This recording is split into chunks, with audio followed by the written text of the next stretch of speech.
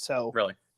yeah, I don't know. What can I say? I guess Safari is just quieter in general. I don't know. But So, okay, well, now that we're live and we're ready to go, thank you all for waiting for us. I guess I'm probably talking to our recorded audience who like to listen after we're done with everything, since everyone is still just now joining. If you have been waiting on us, and as people join and come in, then I'm going to go ahead and apologize for some technical difficulties we had there. We were working through some audio and video, and we ended up switching devices and browsers several times, and we have finally settled on a solution. So I think we all know what this means. Big tech is out there trying to get us, and they don't want us to talk about big tech and censorship today, which is exactly what we planned on talking about. So, welcome everyone to another Unauthorized Caucus. It's Thursday, it's noon-ish. That means it's time for an unauthorized. So, it's Andrew and Ryan coming back here to talk about some good things today, and, well, maybe not so good things. Maybe. That's kind of what we wanted to talk about. I've got a wide range of tabs open on my browser. And Andrew, I wanted to get your opinion and get your take on some of these things.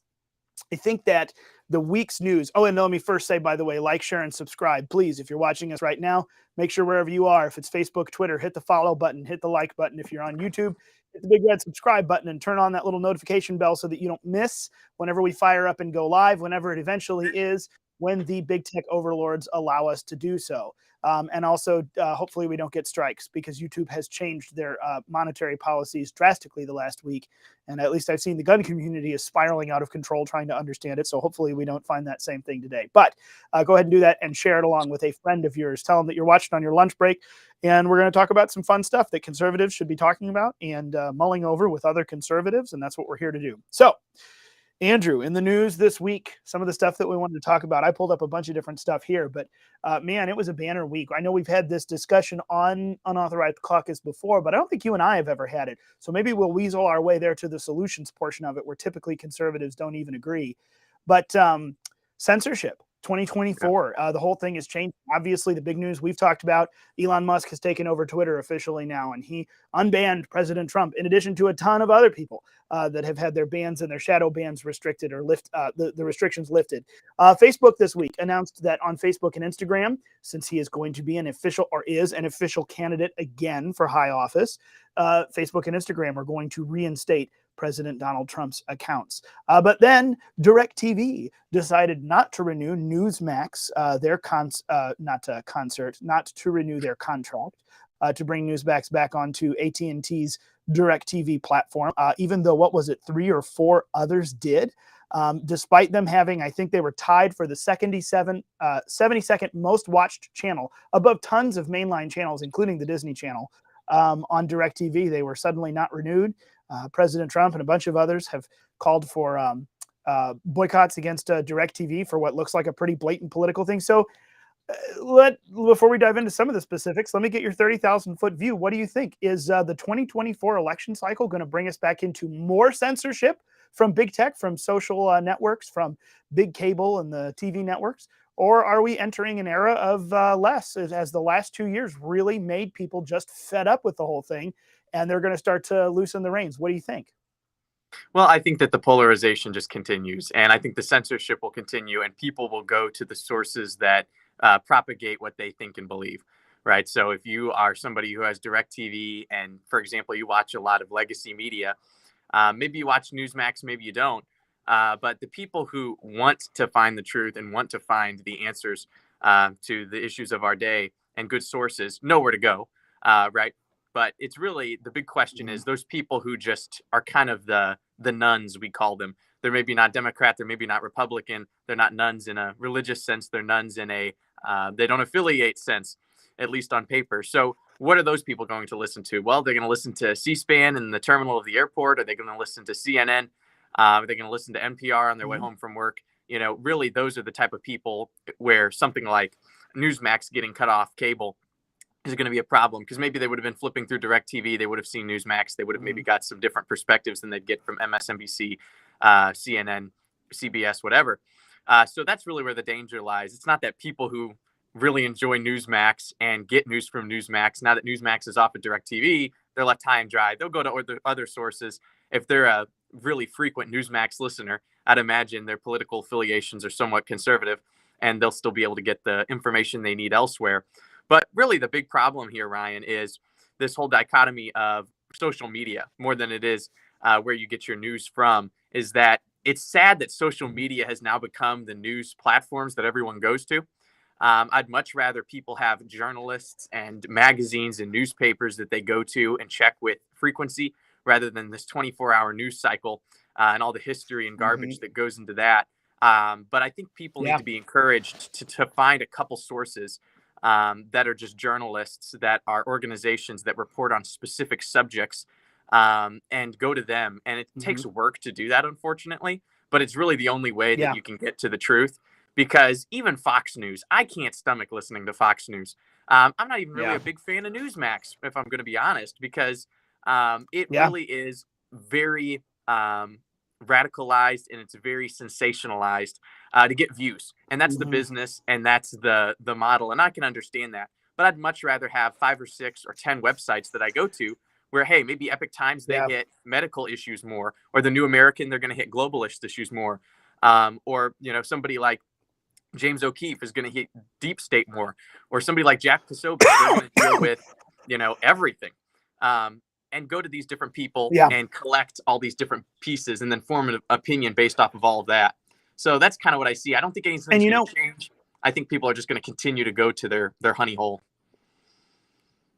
Yeah. And, one of the things that you're touching on is actually something that I get into a lot, especially when I come over there. I know, we've talked before, you work at the Pillar Foundation. They lots of incredible classes for homeschool students here in the St. Louis area. And aside of core curriculum, we're not just talking about math, science, language, literature. What we're talking about is worldviews training, public speaking, arts and drama, all kinds of stuff. And one of those is a current events. And there's also a worldviews class that I've been able to, I've been privileged to participate in a couple of times. And it's always interesting when you come in to talk about finding truth in media. There's really a 2-layer thing here. And you just referenced it. And that's kind of why I look at it and say, even if we are to peel back some of the just blatantly political censorship that's happening, there's still the layer of the business model. And that finds its way all the way back to the yellow journalism days, that we've talked about this, William Randolph Hearst and Joseph Pulitzer fighting back and forth and sensationalizing headlines to a point that was just ridiculous.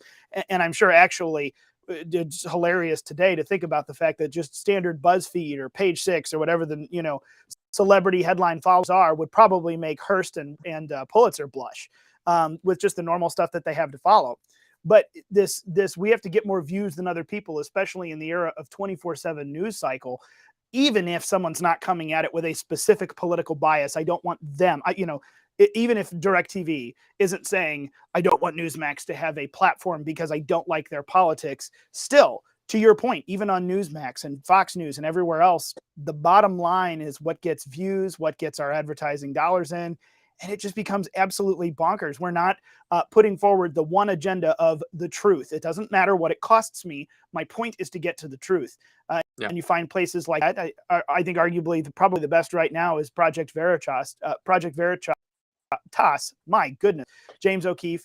They are at their own detriment, physical safety, monetary stability, pursuing the truth to find out what's happening somewhere. Now, as a result, their business model explodes. People give money because that's what people want. At the end of the day, they want information. They want truth to come through. So it's easier than ever before to get to all the information in the world, like you just said, but it's harder than ever before to actually find what it is. And that's what we're finding. So it's not necessarily, it doesn't let us into the 2020. Well, it does. It plays into the 2024 election cycle that we're coming into, because even if you find places that aren't just enacting blatant political biases, like if Elon Musk really has stripped a lot of that out of Twitter, we're still going to deal with the sensationalizing factor where everything has to be a scandal or no one's going to pay attention to me, my channel, my outlet, whatever it is. And this is something very real that as conservatives, we have to be careful for, even from our side, to watch out for, because that is going to drive so many of the places that are getting views to get more views. And it's going to mean another layer of not just political, but sensational sludge for us to dig through. So here's my question though, and this is where, and we'll try to keep it pretty crisp today. I know we had some problems getting on, so we might go a little below, past the bottom of the hour.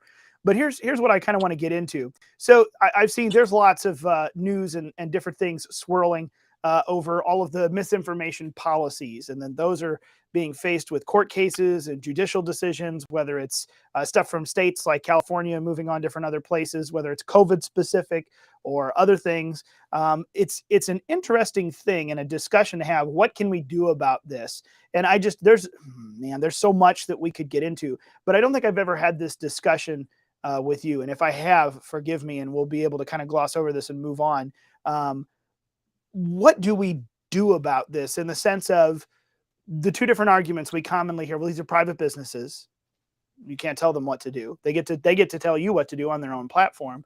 Or now we've crossed the line and you have to be restrained because of your position, how many entanglements you've made, basically that line that you cross from private business to public utility.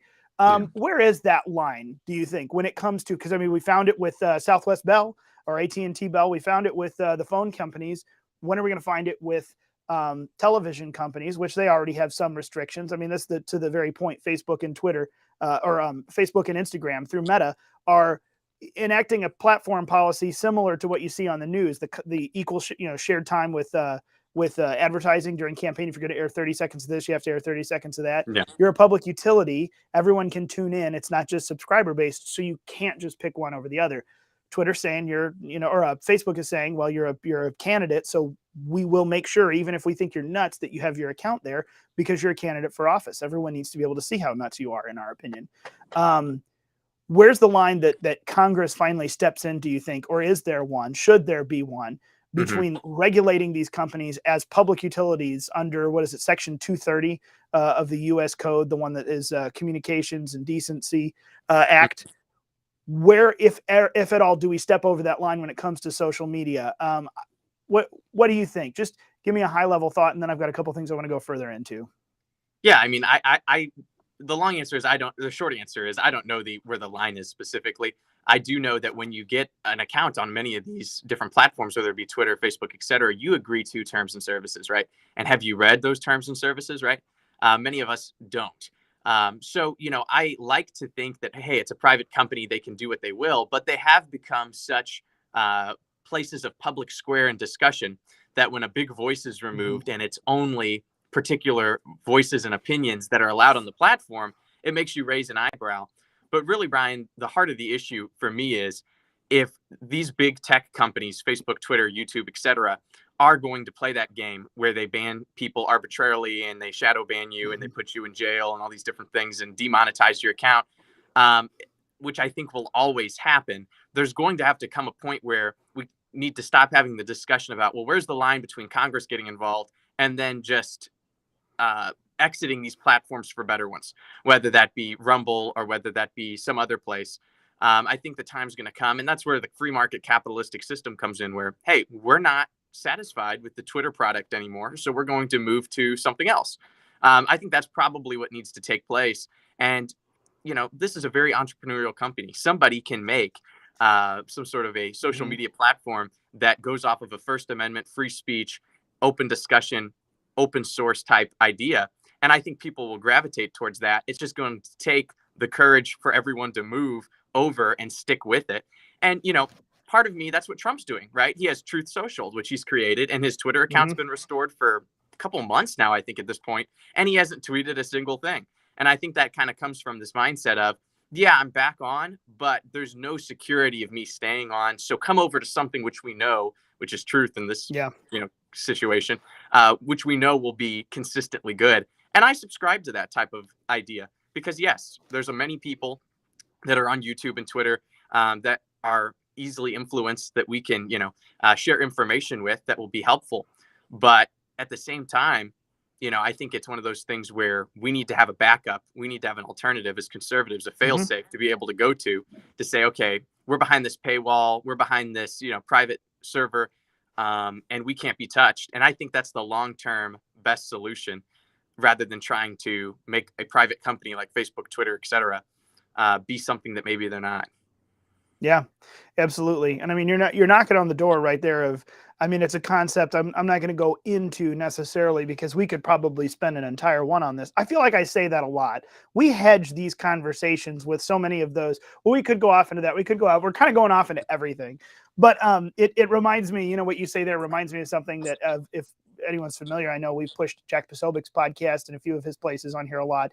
Posobiec is always talking about, and so are several others, the idea of the parallel economy, making sure that our businesses and our platforms are running in a place where we're free from whatever you want to call it, cancel culture, censorship, whether it's outside or inside pressure from some of these companies, making sure that we are keeping an open internet space, that we're keeping other options. And this gets off into a whole, new realm of discussion, but that's a concept. I just want to put that term in people's brains because I think it has a lot of importance for us moving forward.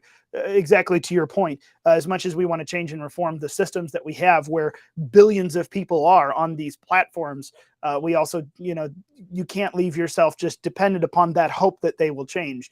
There is a very big space for and a very big power in creating your own, and then kind of, not necessarily just coming back and being thankful for your place on Twitter again, but no, we've got this good thing going. Everyone is still covering Trump's Truth Social posts, so it's I think you've got a good point there. But let me ask a specific question here. This is one thing, just one piece of news that first of all, I want to get your reaction, but I mainly want to get it out there to people because we've talked just a touch about this, but this actually happened yesterday. I know that we talked about this last fall. California, the Assembly Bill 2098, which changed the definition in the state of California of physicians and surgeons' unprofessional conduct, because it already existing law provided for the licensure and regulation of physicians and surgeons according to the Medical Board of California. An existing law required the right authorities to take action against licensed physicians and surgeons who were charged with unprofessional conduct. What Assembly Bill 2098 did, and it was signed by Gavin Newsom, I think last fall, it added disseminating what they call, quote unquote, the dissemination of misinformation or disinformation related to SARS-CoV-2 coronavirus or COVID-19 as unprofessional conduct. A judge yesterday just struck that down. Well, not struck it down, put a stay on it while he continues to hear the arguments. This was a U.S. district judge in Sacramento, just ruled last October, the bill signed. No, hold on, because at this point, you're basically putting doctors at a risk of penalty or having their license revoked over spreading something that you call, or the board calls, misinformation about COVID-19. But at this point, that's a whole wide world of interesting things to talk about, because we've got Bill Gates this week admitting what they did or didn't know about the vaccine and its efficiency at actually blocking transmission of the virus. We've got the CDC narrative, which has fallen apart, just in public, about what they did or didn't know and what they were or weren't suggesting and how it was or wasn't based on any sort of research or just a pure guess or just telling people what to do. All of these narratives have just fallen apart all across the country. And California is planning on carving ahead with this ridiculous, we're going to now penalize people for deviating from the party line, which has been proven to be completely, a load of crock in a lot of cases. And a judge says, whoa, we're not going to do this. I'm going to listen through on these things, and we're going to decide, is this an attempt to silence people who are breaking with the party line, or are you actually trying to protect people from rogue doctors?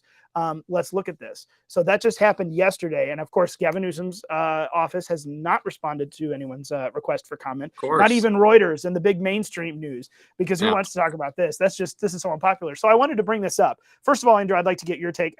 There may not be much to give a take on, but I want people to know about this. This is coming out of the land of fruits and nuts. I know for most of us from the Midwest, the mountains, the Midwest over onto the East Coast, we don't necessarily let our time be consumed by looking at news out of California, laughing at them every so often, possibly, but not letting our minds be consumed by it. So if you didn't hear, this is going on. And also, this is the incubator of well, I don't know if I should or shouldn't say this. It's not particularly nice, but I think we could easily say that the California state legislature is kind of like the incubator of leftist stupidity and what we're going to see come traveling across the rest of the nation, potentially in Chicago, in New York, in Virginia, in Austin, Texas, the little bitty hotbeds that aren't just completely controlled and locked up like the big blue state of the Golden Coast. So what do you think? What does this bode good for us? Does this bode poorly? Do you have any reactions to this now that we've given people the information? Yeah. Well, when it comes to the statute, the law, I mean, it's crazy. It's nothing less than the state muzzling professionals and experts to be their puppets to push whatever they want. Because, oh, we're going to do whatever we're going to do with SARS-CoV-2. We're going to create mandates. We're going to lock people down. And then what's the first source you're going to go and look to for advice and answers on things regarding medical issues? Doctors. Right. So if they muzzle the doctors and say, oh, well, you can't speak the truth on this, or you can't speak something that's counter narrative to the government, we're going to censor you. That then just handcuffs and puts every sort of professional in a straitjacket to then be a puppet of the state. And this is happening all over the place. I mean, even Jordan Peterson in Ontario, if you don't know who Jordan Peterson is, he's a conservative clinical psychologist. The Psychology Board of Ontario said to Jordan Peterson, you can go to his Twitter feed. He has a great chain where he's posting all of these different documents and correspondence receiving from the Ontario Board of Clinical Psychologists. And they're saying, Jordan, you have offended people. And you have, they had like less than 10 complaints to their website about Jordan Peterson causing medical harm to them by speaking things that were, hurtful. And now they want Jordan Peterson to go through a re-education program done by the Board of Clinical Psychologists. And if he doesn't go through it and get re-educated, they are going to revoke his license. And really, it's, hey, you with a degree, you speak against the government and you could be seen as an authority on this issue. Yeah. Well, you can't use that or we'll revoke your license. It's like building a house and doing all the electricity and all the plumbing and all the wiring wrong, and then saying, okay, we're going to sell this house to somebody, but we're going to get a building inspector here who is not allowed to point out any flaws. Well, it's just like at that point, you're just trying to push whatever you want through, and these people just become puppets to accomplish whatever you want to achieve. So it's despicable. So God bless the judge for, putting that injunction, if you will, in there to stop this. But it's nothing less than the state using people as puppets to substantiate their false narrative. Oh, yeah. And again, well, and if, by the way, just for a sake of color commentary, if anyone watching us and listening to us isn't aware of Jordan Peterson, then thank you for finding us, because I'm kind of impressed. If you know about us, but not him, I'll take that as a good compliment. Yeah. But really what you raised there is talking about Jordan Peterson and the boards that are trying to silence him, through the school. Really, if you think about it, this is kind of how we wrap this all back home. And by the way, there's some great color commentary. If you're on YouTube, I hope you're in the chat, because someone's going on a rip roar of great commentary. And yes, Colorado is one of the other incubators or one of the other recipients of the incubation of leftist stupidity in California. But the be all end all point, I think, of this, as far as our title goes, talking about censorship in 2024, as political candidates come up and start moving forward, whether it's Trump now, DeSantis soon to be is our expectation, or any of the other ones on down at the federal level, state level, as we look to deal with this, one of the things for our potential whoever's going to be coming into the White House and dealing with the executive branch, people who are coming into Congress, hopefully to give reinforcements to the Republican House. What we need to look for in these candidates now, not later, now, well before the primaries have even begun to wrap up, is people who are going to meet this and deal with it head on. Because the reality is, even if as a conservative, you don't think that it's time for us to use Section 230 as a big stick to hit the cable companies or to hit big tech, what we're dealing with is an entanglement here, an unholy alliance that has happened and has now come up. And as Elon has gotten into Twitter, as some of the Meta people have come out and talked more, we are seeing the absolute entanglement of the FBI and federal agencies coming in and telling or asking big tech what to do, how to monitor, and what to or not to allow to be shown. What we're seeing is state governments like California saying, we're going to put our hands on you as a medical physician if we don't like what you're saying and if it's in disagreement with our bureaucrats, not doctors, mind you, bureaucrats. They may have a doctor in front of their name, but we're a bureaucrat that works for a state board. Same thing.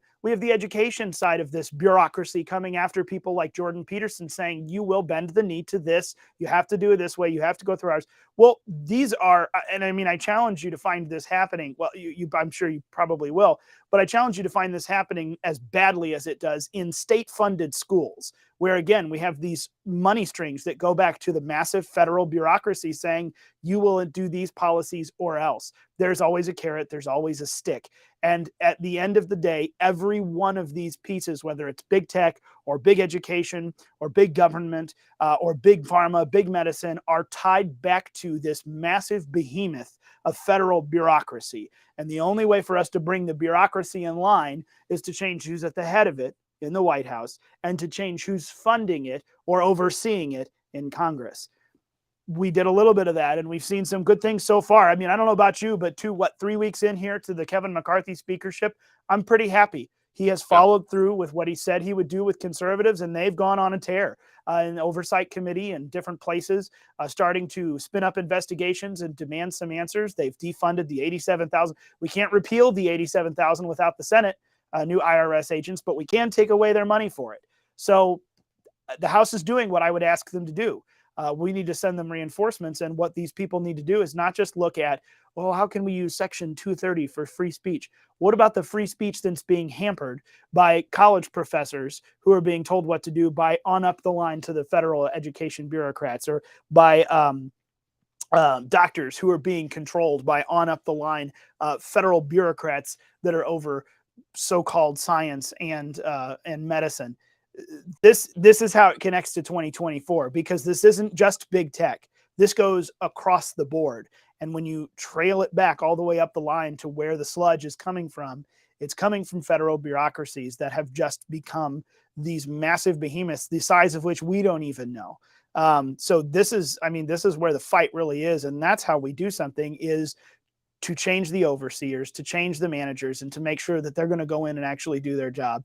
And the way to do that is not to just vote Republican or Democrat in the general election. It's to start now in these early primary processes. And it's to go and find, and I know this would be a big thing here at the Phyllis Schlafly Center, it's to go and find the local party people to make sure that, our party structures are enforcing this as well.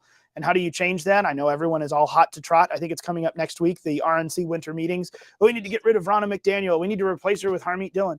The inner workings of the party at that level, I could have an opinion about that, but who's your local party people? Do you know your county committee? Do you know your precinct county or your precinct committeeman? Have you ever wanted to run for that? Are you wanting to be involved? Start at your precinct level and start working your way up. The more precincts we flip, the more counties you can flip, the more states you can flip. And suddenly you're looking around going, I don't care who the RNC chairman is. They don't have the votes. It's kind of like Congress. We didn't need to install the man that we wanted for speaker or the woman that we wanted for speaker. We just needed 20 conservatives to look at the other 216 and say, no, we're going to do it this way. And you're going to have to agree with me or I'm not going to help you.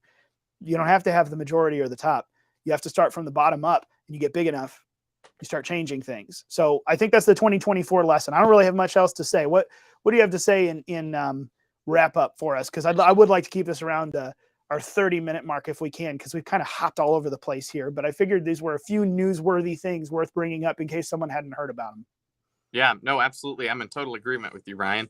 And change always starts at the most local of levels. And if you're worried about censorship and you're worried about misinformation, find a couple of reliable sources, start sending that around, start some email chains, start sending it to friends, coworkers, friends of friends, family members, whatever you can do to get the word out there. And we don't have to be so upset when, a cable company cancels a news channel. We can be more grassroots oriented, more community oriented, where, what happens at the top. Yeah, we want to change that and we want to make sure it doesn't happen. But it's not going to affect our day-to-day workings of getting the truth out there, because we have backups, we have community, and we have a network built by conservatives that want to share the truth. And if we have that, then it can't be stopped. So find some good sources, find some good people that you like looking at, subscribe to their email chain. Phyllis Schlafly Eagles, great example of that with the Wink emails. Subscribe to that. If you enjoy content of the Daily Wire or any organization like that, don't just rely on watching them on YouTube. Get behind the paywall. Pick a couple that you like and get behind the paywall. And you know what? That can't be canceled. So I think that's kind of the direction we're going to have to head. Get some subscriptions to the Epic Times, the New American. Do what you got to do. And then, we're cancel proof. And the last thing I forgot to ask you, I had this on my mind. I have a note here. I was just going to ask, where are we in that controversy? What's your vote? You follow on the Daily Wire, Steven Crowder? You tell me. No, I'm kidding. Daily I'm Wire. kidding. I'm kidding. Oh, you didn't have to answer. No, but you mentioned Daily Wire. Well, anyway, we don't have to go into that. I have my opinions on that. But no, really, I wanted you to add, speaking of good sources, speaking of education, speaking of all the things that are upcoming, the St. Louis Teen Eagles have an event, I think, on the 31st that everyone should know about. You want to give a quick plug to that for anyone who's local, and then tell anyone if they're not local, if there's a way they can tune in?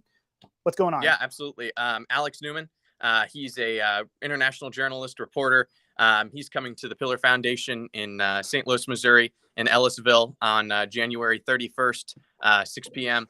Going to be a great presentation he's going to give on saving our children and just a lot of the things that are going on in public school, public educational system, Department of Education, and just a lot of the Marxist agenda that's going on in there. And then also offering an alternative, a biblical alternative, which is home education.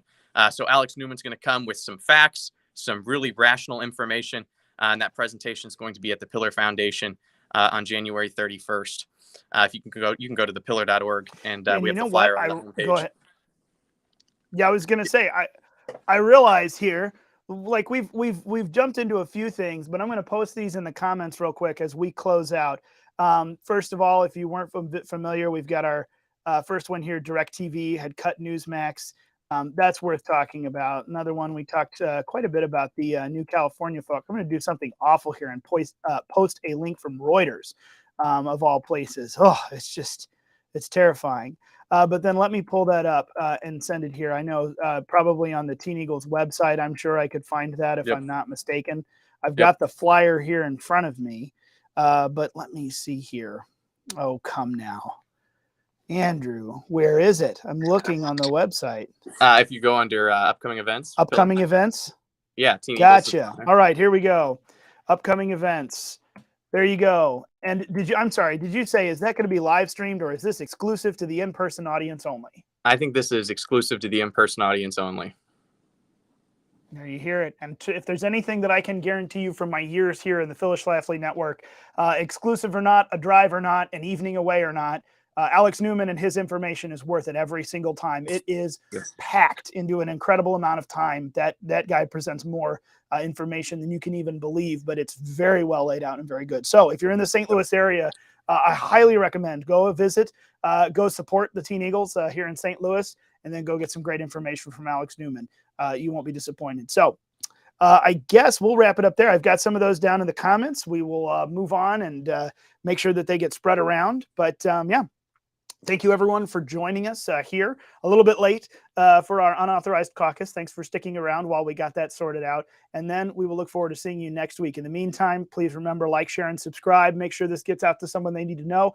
And sign yourself. Heck, sign someone else. No, don't sign someone else up for our email. Ask them if they would go and sign up for our emails. I don't need the unsubscribe rates. That wouldn't be any good for us. But make sure that you're on that email list at phyllisschlafly.com. Get someone else to sign up to. Make that your goal between this week and next week so they get the notification that we're going to go live. We're going to talk about a little bit of stuff. And instead of just hammering you with crazy talking points and doing some of the things that other good conservative broadcasters do, we're having a conversation here between a couple of people that hopefully is floating around in your mind as what to think. So I hope that this is helpful for you as it is for us as we form our opinions. And I hope it'll be just as good next week. So thanks for joining us, everyone. Thank you, Andrew, for hopping on with me and getting through the tech difficulties. We'll look forward to seeing everyone next Thursday for another Unauthorized Caucus at noon.